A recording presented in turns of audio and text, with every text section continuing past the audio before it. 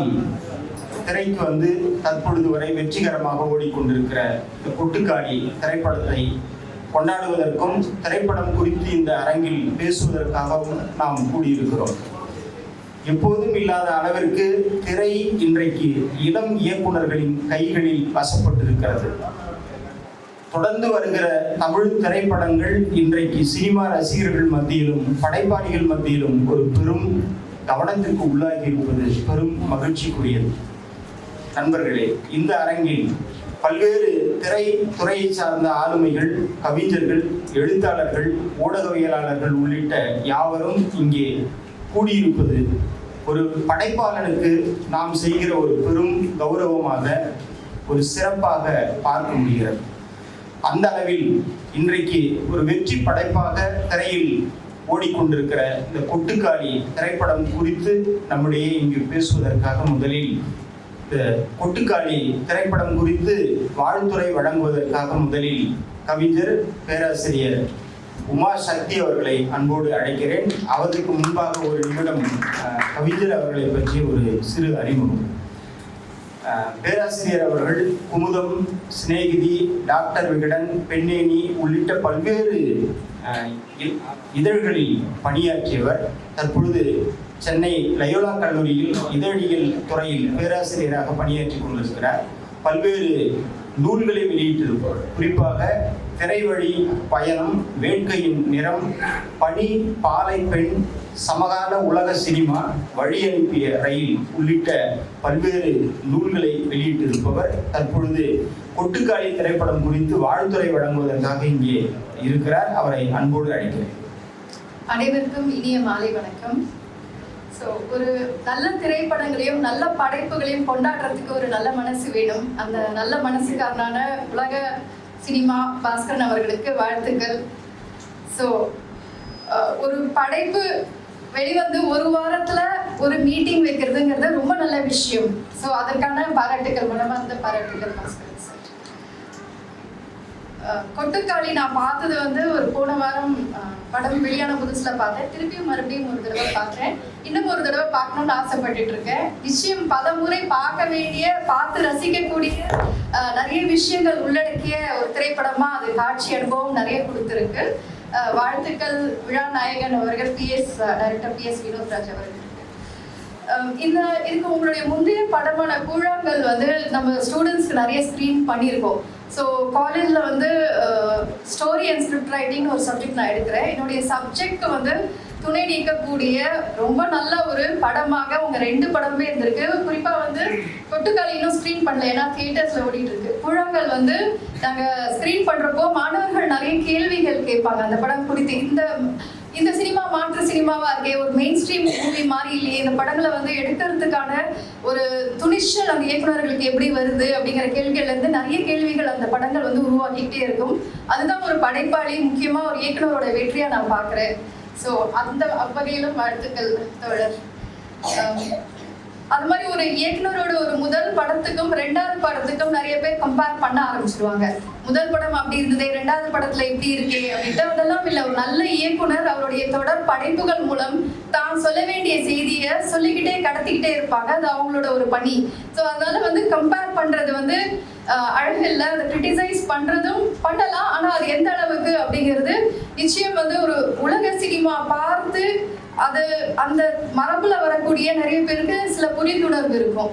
சில பேருக்கு நம்ம அந்த மாதிரி படங்கள் பார்த்து பழகாதவங்களுக்கு இது மெயின் ஸ்ட்ரீம் மீடியாக்குள்ள வரப்போ நிச்சயம் அவங்களுக்கான ஒரு பார்வையை மாற்றக்கூடிய ஒரு விஷயமா இருக்கு. அது நிச்சயம் இந்த மாதிரி நல்ல கதையம்சம் உள்ள படங்கள் தொடர்ந்து ஸ்கிரீன் ஆகிறது ஒரு நல்ல மாற்றத்திற்கான ஒரு முதல் படியை நான் பார்க்குறேன்.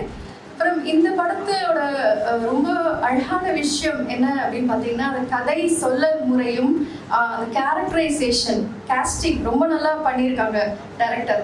எளிய மனிதர்கள், வாழ்வியலிருந்து நம்ம அன்றாடம் பார்க்கக்கூடிய முகங்கள், அவங்களுடைய அந்த சின்ன சின்ன விஷயங்கள், நுட்பமான விஷயங்களை பதிவு செஞ்சுருக்காங்க.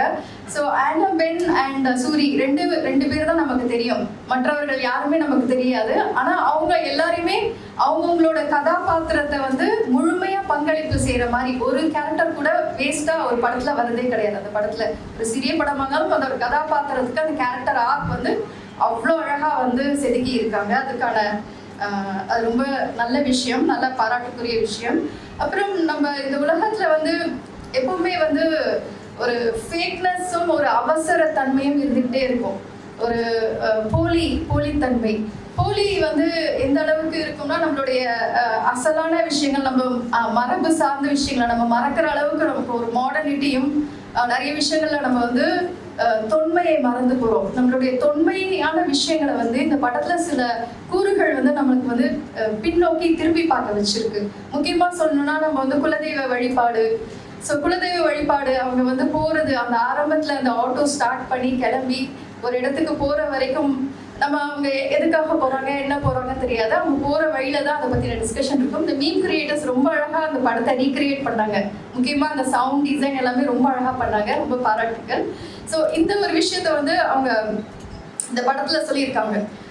கதைக்குள்ள வந்து நிறைய கதை, அதற்குள்ள இருக்கக்கூடிய லேயர்ஸ், அந்த சப்டெக்ஸ்ட் எல்லாமே வந்து பார்க்கக்கூடிய ரசிகர்களுக்கு வந்து அது ரொம்ப அழகான ஒரு காட்சி அனுபவமா இருக்கு. முக்கியமா வந்து வாகனங்கள், இந்த கதை வந்து மூவ் ஆக நிறைய வாகனங்கள் வந்துட்டே, ஒரு ஆட்டோ போகும், 2 பைக் போகும், தொடர்ந்து ஒரு பயணம். அந்த பயணத்துக்குள்ள ஒரு பெண், காலகாலமா ஒரு பெண்ணை வந்து எப்படி அடக்கி ஒடுக்கி வச்சிருக்காங்க, அவங்களுடைய எதிர்ப்புணர்வு எப்படி இருக்கும், ஒரு நீண்ட மௌனம், ஒரு பிடிவாதம், அதை வந்து இந்த படத்துல அந்த ஸ்டபர்ன், அந்த அடமென்சியை வந்து ரொம்ப அழகா அந்த கதாபாத்திரம் மூலம் ஒட்டுமொத்த பெண்களுக்கான ஒரு சித்திரமா நான் அதை பாக்குறேன். அதை பதிய வச்ச கொட்டுக்காடியில் அதை பதிய வச்சா இயக்குனருக்கு நன்றி. அந்த 2 கதாபாத்திரங்கள் லீட் ரோல் பண்ணக்கூடிய அந்த 2 பேருமே வந்து அவங்களுடைய கதை உள்ள போய் நம்ம வந்து இப்போ அந்த கதைக்குள்ளவே டிராவல் பண்ணிட்டே இருக்கிற மாதிரி தான் இருக்கும். ஏன்னா நம்ம கிளைமேக்ஸ் வரப்போ அவங்க முடிவை நம்ம கிட்ட விட்டுறாங்க. ஒரு ஓப்பன் எண்ட்ல முடியும். அந்த ஓப்பன் எண்ட்ல நம்ம எந்த பக்கம் நிக்கிறோம் அப்படிங்கறத வந்து நம்ம எப்படி அதை உள்ள கொண்டு போறாருன்னா, ஆரம்பத்துல அந்த பெண்ணுக்கு வந்து தலை சீவி விட்டு அவங்கள கூட்டிட்டு போறது முதல் வந்து அந்த எந்தெந்த கதாபாத்திரத்தோட நம்ம டிராவல் பண்றோங்கிறதும் இருக்கு.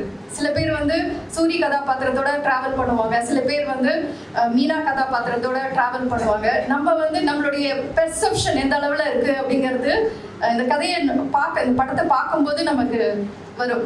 அந்த வகையில வந்து பெரும்பாலான பெண்கள் வந்து நிச்சயம் மீனா கதாபாத்திரத்தை தொடர்ந்து தான் போவாங்க. அந்த கதாபாத்திரத்துக்குள்ள இருக்கக்கூடிய அழுத்தம், வலி, நம்ம எங்க பேச முயன்றாலும் வந்து பேச விடாம செய்யக்கூடிய அந்த அந்த கதாபாத்திரத்தை ஒடுக்குற அந்த விஷயம் வந்து அவங்க வந்து இறுக்கமா இருக்கிறதுலயே வந்து தெரியுது. அதுக்கு முன்னாடி நடந்த கதையை சொல்ல வேண்டாம், அதுக்கு பின்னாடி என்ன நடந்ததுன்னு தெரியல. அந்த கதை நடக்கிற சமயத்துல அவங்க எப்படி இருந்திருக்காங்க, அந்த இறுக்கம் வந்து அவங்களுக்கு எத்தகைய வலி இருந்ததுன்னா அந்த அளவுக்கு அவங்க இறுக்கமா இருப்பாங்கங்கிறதையும் அவர் சொல்லியிருக்காரு. இந்த கதையில எனக்கு ரொம்ப பிடிச்ச இடம் வந்து அந்த மாடு வந்து எதிர்த்தாப்புல வரும். அப்ப வந்து எல்லாருமே வந்து அதை வந்து அடக்க முடியாம போராடி தவிப்பாங்க, பயமா இருக்கும். அப்ப வந்து ஒரு சின்ன பெண் வந்து அழகா பேசி சின்னதா ஒரு கதை சொல்லி என்ன இப்படி பண்ணிட்டேன்னு சொல்லிட்டு பேசிட்டே கூட்டிட்டு போயிடுவாங்க.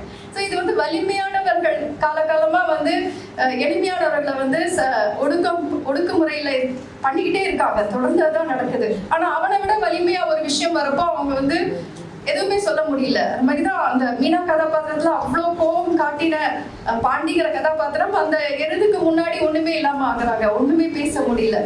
இந்த கதை வந்து உள்ளடக்குகள் நிறைய கதைகள் சொல்லக்கூடிய ஒரு கதையா இருக்கிறது ரொம்ப சிறந்த விஷயம்.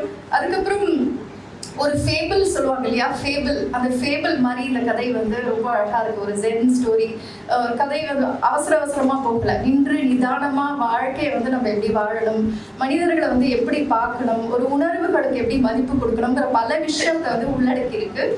இந்த படத்தை வந்து பாராட்டணும்னா இன்னும் பாராட்டிட்டே போகலாம், நிறைய பேர் பேச வேண்டியிருக்கு. ஒரே விஷயம் மட்டும் சொல்லிடுறேன், விஷுவல் பியூட்டி. இந்த படத்தோட அழகியல் வந்து நிறைய இடத்துல ரொம்ப அழகா பதிவு செஞ்சிருக்காங்க.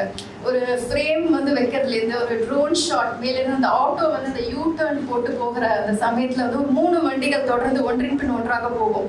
அந்த ஒரு பேர்ட்ஸ் ஐ வியூல ஒரு டாப் ஆங்கிள் காட்டின விதம், அதுக்கப்புறம் அந்த ஊரு, அந்த அழகு, அதுக்கப்புறம் வந்து அவங்களுடைய டிராவல்ல நடக்கக்கூடிய சின்ன விஷயங்கள், ஒரு அப்பாவும் அம்மாவும் பையனும் வந்து ஒரு இடத்துல வந்து ஒரு பாத்திரத்துல இருக்கக்கூடிய அந்த இதை சுரண்டிட்டு இருப்பாங்க. அப்போ ஒரு டாஸ்மாக் எங்க தேடி வருவாங்க. அந்த கதாபாத்திரத்துக்குள்ள ஒரு முரண் அங்க தேடி இவங்க வந்து ஒரு முக்கியமா அவங்க வாழ்வுக்கு இல்ல அவங்க வீட்டுக்கு அன்னைக்கு செய்ய வேண்டிய வேலையை செஞ்சுட்டு இருக்கிறப்போ ஒருத்தர் வந்து டாஸ்மாக் எங்க இருக்குன்னு கேட்கிறான். இதெல்லாம் அன்றாட நம்ம எப்பவுமே பார்க்குற விஷயம் தான். ஆனா அது வந்து எங்க பிளேஸ் பண்ணியிருக்காங்க அப்படிங்கிறது வந்து இந்த படத்துல எனக்கு ரொம்ப பிடிச்சிருந்தது. விஷுவலாகவே வந்து அந்த ட்ராவல் அவ்வளோ அழகாக இருந்தது. அந்த அவங்களுடைய நாமளும் ட்ராவல் பண்ணி போயிட்டே இருக்கும்.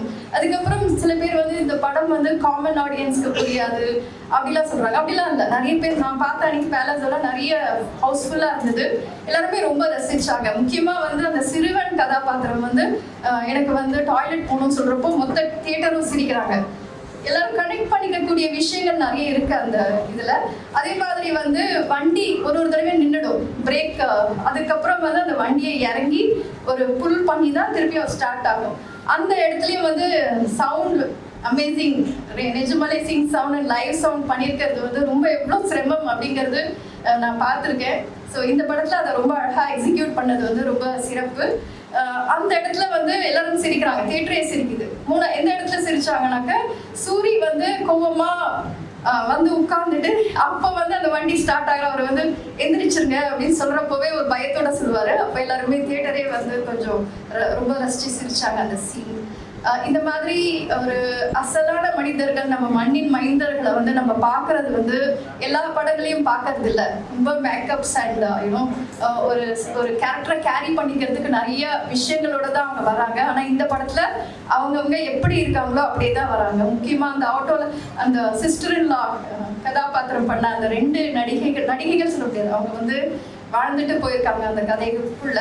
ஸோ அவ்வளோ யதார்த்தமாகவும் ரொம்ப இயல்பாகவும் அவங்களுடைய வசனங்கள், அவங்க பேசுறது, அவங்களுடைய கோபம் கூட ஒரு அண்ணன் கிட்ட எப்படி பேசுவாங்களோ அப்படிதான் பேசுறாங்க. ரொம்ப மிகையான ஒரு சொல் எதுவுமே கிடையாது. ஸோ அந்த அளவுக்கு இயல்பாகவும் ரொம்ப எளிமையாகவும் ஒரு எளிமையின் அழகியல் அப்படிங்கிறது இந்த படத்துக்குள்ள இருக்கு. கதைக்குள்ள நிறைய இருக்கக்கூடிய உள்ளீடா இருக்கக்கூடிய அந்த கருத்துக்கள் தேட தேட கிடைக்கக்கூடிய ஒரு பொக்கிஷமா நம்ம ஆழ்ந்து நம்ம வாழ்க்கைக்குள்ள போறப்போ நிறைய விஷயங்கள் நமக்கு எதிர்படும். அது எப்போ போகும்னா ஒரு சுய அலசல், ஒரு சுய தேடல் இருக்கிறப்போ தான் நம்ம கண்களுக்கு வந்து நிறைய விஷயங்கள் புலப்படும். வேகமா போற வாழ்க்கையில போய்கிட்டே இருக்கிறப்ப எதுவுமே கிடைக்காது. நின்று நிதானமா ஒரு விஷயத்த ரசிக்கும் போதுதான் வாழ்க்கை வந்து ரொம்ப ருசிக்கும். அப்படி வாழ்க்கையை ருசிக்க வைக்கக்கூடிய திரைப்படங்கள் வந்து வெகு சிலதான் வருது. அந்த வெகு சில படங்கள்ல கொட்டுக்காளி அமைஞ்சிருக்கிறது ரொம்ப ரொம்ப சந்தோஷம். அண்ட் உங்களுடைய டீமுக்கு என்னுடைய மனமார்ந்த வாழ்த்துக்கள். தொடர்ந்து பயணிக்கலாம். நன்றி.